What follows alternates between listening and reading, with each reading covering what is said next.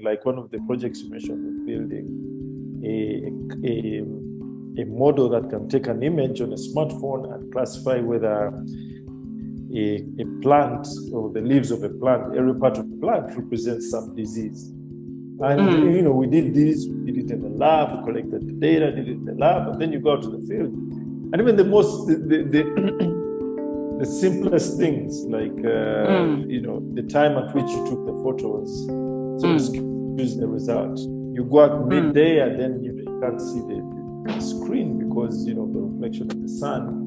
Even the most innocent things that you didn't calibrate for, you didn't measure, sort of skew off the results, so people can't really see the thing or it overheats.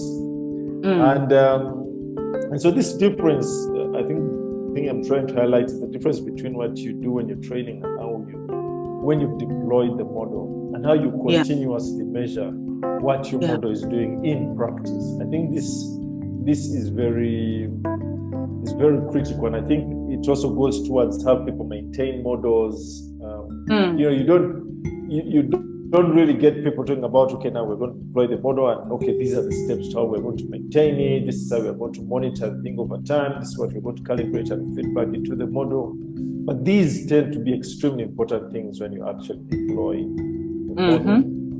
So I think even some emphasis on that side of things is extremely important to make sure that issues that around bias of the data that could have been incorporated in the model, or how fair it is, because these things speak loudest in the results of your model when you've deployed it.